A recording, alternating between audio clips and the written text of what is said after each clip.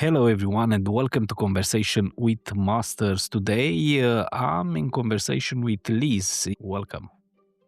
Thank you. It's lovely to meet you, Marius. Please introduce you in the way you want and you feel most comfortable and authentic to you. Okay. Well, as you said, I run family constellations and sometimes some organizational ones or wider ones, but I run groups. And I suppose the way I talk about them is I run groups for people who are stuck and looking to create movement in their life.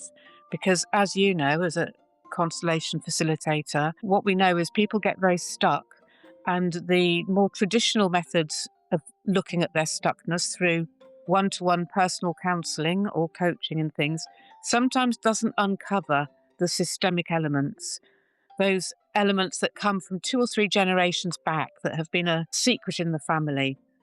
Bert Hellinger talks about the woman cooking the fish, and she always chops the heads off the fish. And her daughter says, "Why do you chop the heads off her fish?" And she says, "I don't know, my mother always did it." And they go to the grandmother and they say, "Why do you chop the heads off the fish?" And the grandmother says, "Well, the pan was too small." So what I'm really sort of alluding to, or what he's alluding to, is these habits and ways of looking at the world get passed down from generation to generation until they arrive in a generation where the current generation don't understand why they behave the way they do. And often it's because there have been traumatic events or family secrets that have happened 2 or 3 generations back. I read something very beautiful on your Facebook profile. Okay. Find your inner resources Yes. and build your more resilient life. Wow, that's nice. What mean to you in practice? Thank you for that.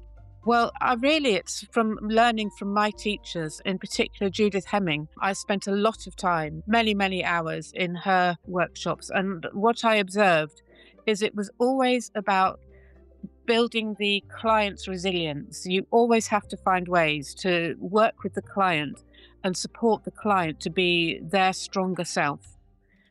Sometimes when I watch more traditional therapies, they can keep people rather stuck in the place of victim. And also often you notice, or I have noticed, many constellation facilitators actually notice that over the years, if you are a survivor of something, you can get very caught up in being a survivor of that group. And it's important. It's an important part of your journey to your own inner strength and your own resilience. But ultimately, to be even stronger, you need to let go of that belonging, or use that belonging to support you, but also kind of let go of it and become part of the wider system. Does that make sense? That makes sense. Can you share, please, an example of someone who founded, this kind of resilience to constellation work? I'm sure I can think of loads, but just give me a minute or two. So there's someone who springs to mind, um, is alienated from her daughter. Her daughter has chosen to have very little to do with her. And when you talk to this particular person, uh, her mothering when her daughter was small was traumatized and traumatizing. And she was absolutely traumatized at that time of being a mother. And her growing up was also utterly traumatic and rife with all sorts of violences and negligences that would probably have social services involved. And this particular person has become very much part of the healing community. And sometimes we see in the healing community some rather toxic spirituality and slightly toxic bypassing. And this person has worked with me quite a lot and has been so conditioned to always be kind and always think of others that it didn't support her in her personal growth, and it didn't support her in her strengthening herself. And so some of the pieces of work that we did, that I obviously can't talk about because it's private, but we helped her to let go of her feeling she had to make things right for the more abusive people in her family. And also, I think she had attracted some rather, if not abusive friends, but friends who took more than they gave and friends who overstepped boundaries. And as we did more work with her in the realm of constellations and the realm, particularly in the realm of her mother line, going back 7 generations, she became hugely strengthened and started to let go of people. I just observed her letting go of people in her life who were rather toxic and took too much from her. I don't know if that answers your question. It's quite hard to talk Yeah. about these things without going into too much detail about what happened in somebody's personal life. Okay. I worked recently with somebody, a young man who didn't know his father. His father had been excluded from the family. He'd been um, uh, I think he'd been in prison, he'd had all sorts of problems and difficulties. And so the young man didn't grow up with his father and found that he checked out a lot when in his relationship he would just kind of disappear, in his head disappear, not physically disappear, physically present, but emotionally absolutely absent. And when we did this constellation, he was able to feel a connection with his father. And what was really important in this constellation, and this is where the resilience came in, the resilience building, was he came from another country. I don't want to name the country. It had been very, very troubled politically in his childhood. And we named and brought in something to represent these political troubles. And when that was brought in, everything shifted. Everything shifted in the constellation. I mean, people had visible physical reactions like burping and wind and all sorts of physical reactions. And once those things were acknowledged, the massive impact of the political difficulties in the country, he was then able to see his father and all of his father's difficulties in a completely different light. And his father was, the representative for his father was much more able to be available to this son who had probably never even met his father. And at the end, he just, I asked him how he felt. He said, "Oh, I feel like I belong." And it was a feeling he'd never had. His whole life, he'd never had that feeling of belonging. So it was lovely. And I'm pretty sure he will leave a little more resilient now. Right. Now we shift a little bit in personal identity, and what I see many people struggle during major life transitions. So, how can family constellations support someone navigating such career changes, parenthood, or maybe moving to a new country? You've these things are very present in my personal life at the moment. It's a very good question.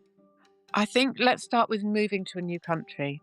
If I were to set up a constellation with somebody who was moving to a new country, I would include a representative for their motherland or fatherland, whichever way you look at it, and also their new country. So they could have a chance to say a proper goodbye to where they came from and to acknowledge everything their country had given to them and to know that they are always of that country, wherever they're from. They will always be a Romanian or a Lithuanian, or I'm trying not to name the country that's springing most to mind for me, um, or Honduran, shall we say. They will always be that person, but also they are a person of the new country.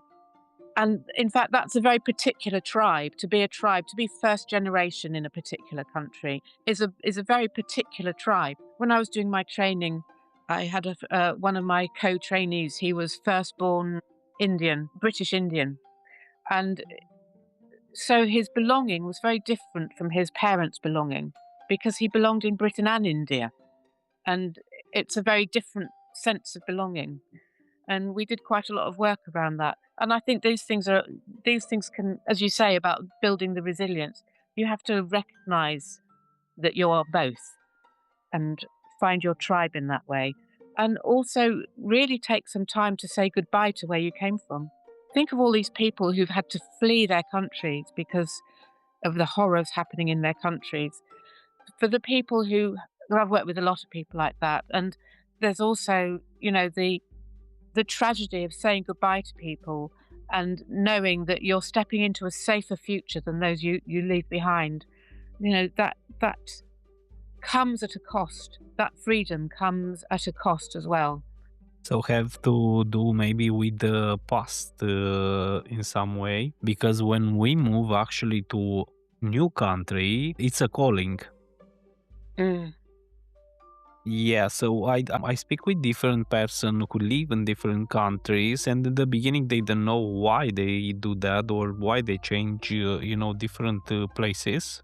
Yeah. But it seems like the soul just call, hey, you must go there, Yes. Yes. or you must go in another country. Stay there because you must make some experience. Your soul was there in some way. So the conversation is more complex, not just about our family history. I think. I agree. Sometimes it's a calling, and sometimes it feels more like, and this is in my personal situation at the moment, not me, but somebody I'm close to. It feels like life is calling, life is asking something of him. Life has asked something of him that he doesn't even know if he's ready to respond to or not. It's very nice because we speak about honor. So, how can people learn to honor their past experience into a new phase of life, maybe? Well, that's a really interesting question.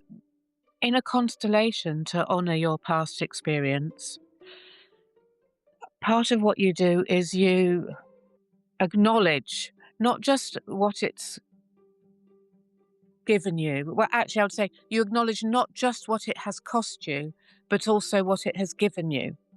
And that can be that's a lot of work. That can be a very large emotional journey.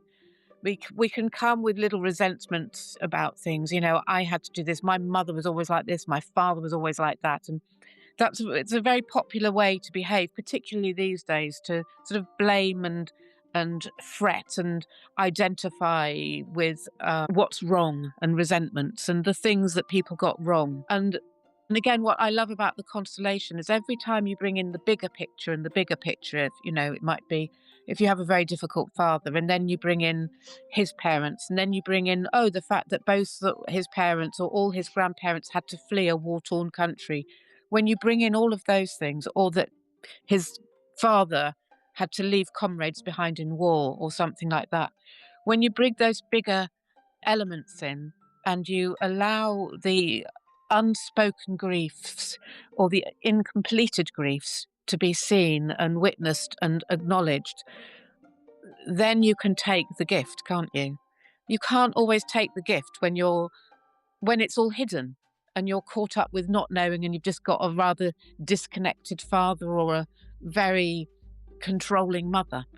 But when you bring in all of those other systemic elements, then you can take the gifts. I do a regular session where I set up 7 generations of women or 7 generations of men. And it's so profound. It's absolute.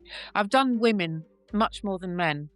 And with women, it's always not noticing, but somehow really learning the impact on women's lives of a mother who's unable to protect her children and who's unable to leave a violent or abusive marriage because, 2 or 3 generations back, women didn't have any economic or legal rights.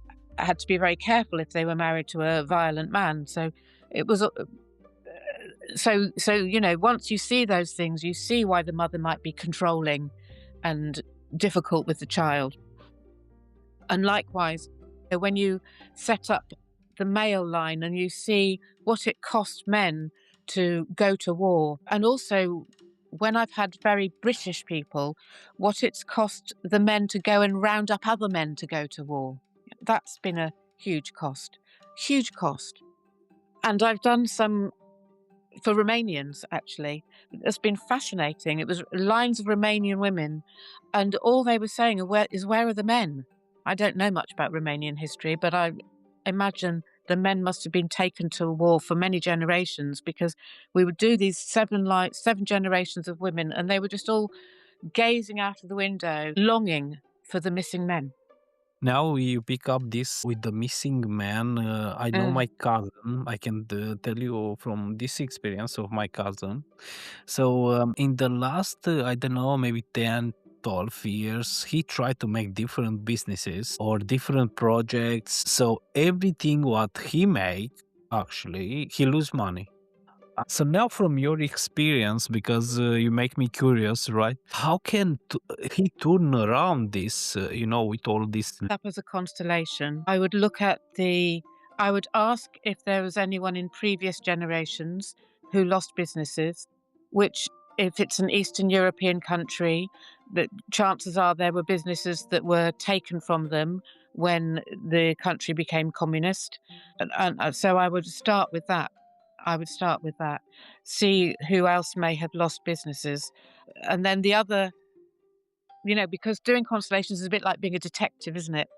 The other thing I might look Yeah, at is if there is anybody in the past in the family history who has benefited greatly at the expense of others. Because it may be if somebody has benefited greatly at the expense of others, then subsequent generations try to atone for it. I understand you see this in the Deep South in America. So if there are families who made a lot of money from plantations and slave ownership, then subsequent generations often end up losing all the money or having drug addiction problems and things because they want to atone for the for yeah, for the the story. for what their ancestors did. So those are the things I'd look up for your relative. Those would be the places where I would start. We are from the same Exactly. system, so But that's why somebody has to I would. carry it. Someone's carrying it. Maybe you got to, you didn't pick up that. You didn't get entangled with that story, but he did. And everyone maybe pick something else, Yes, absolutely. I tried to speak with him and try to explain to him, hey, look, is this things called family constellation? So maybe you have to check and try to test sometime. After 2 or 3 sessions, he give up. I mean, she called me that woman who make for him all these constellations and all this path, because it's a path. It's not just 1 or 2 constellation and everything. It's fantastic. And she tell me, hey, but your cousin is not coming anymore. He don't answer that phone anymore. So it's like he give up. He don't believe in the process so much. Yeah. Well, I guess if it hasn't given him the instant result that he needed, you can see that he would think it's. I mean, there are two things. It may be it hasn't given him, he may have expected an instant result, or it may have been incredibly uncomfortable. You know, you must know when you participate in a constellation, if you come and participate as a representative, it's all very jolly and you can be anything as a representative, can't you? But then you set up your own constellation and you can see things that make you very, very uncomfortable, which is often why it's Yeah. better to represent than do your own piece of work.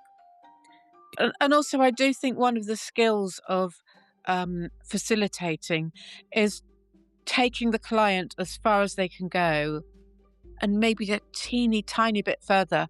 But if you push them too far, then you put them in a place you can put them in a place of extreme discomfort, if not shame. And shame is what just absolutely freezes people, and then they can't do any more because of the shame. So it's always a delicate balance when you're facilitating a constellation, to keep people safe and to let them see uncomfortable truths, but also not to put them in shame. And as you will know, and maybe this is another thing, I have no idea, that's impacting your family member, but maybe we also have great loyalties to our parents and our grandparents. And so we also want to know that they're not shamed.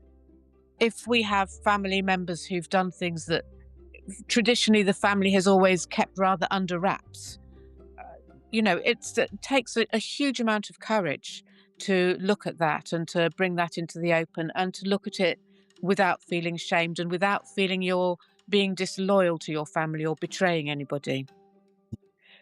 Sometimes in a constellation, we're talking about this thing of seeing things that make you uncomfortable. One of the things that I think is such a joy about constellations is sometimes the field will give you a little clue that if you're seeing something you don't like, there might be truth in it.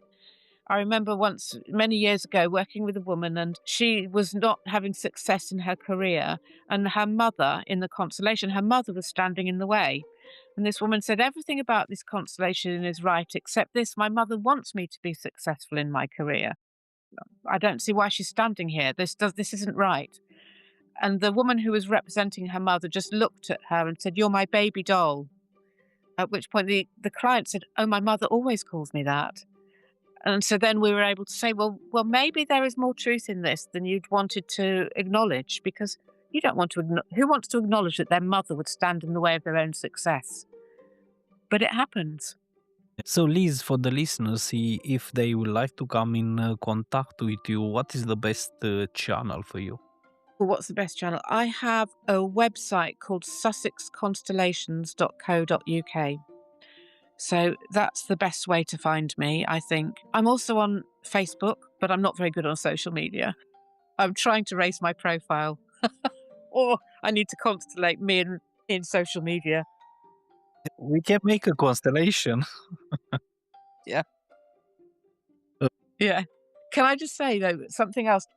I did a really interesting piece of work recently with a woman whose family escaped a country in the Middle East.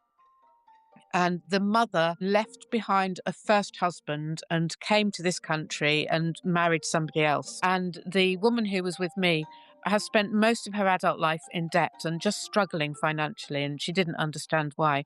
And when we set up the constellation, it looked like the husband that had been left behind, I think he'd been left behind, was involved in all sorts of really, really dodgy businesses. It was a very dangerous country, and he had been involved in some very unpleasant things. And I think that my client, as the firstborn of her mother's second family, somehow had been entangled with him and his fate. And when we saw it and we acknowledged it, I think things have shifted for her. Yeah, we can go everywhere in the world. We are with us in the first place, always, everywhere. Yeah. Everywhere we meet us. The first book what I wrote, I Am You, it's about that. What I meet myself. I meet this kind of mirrors.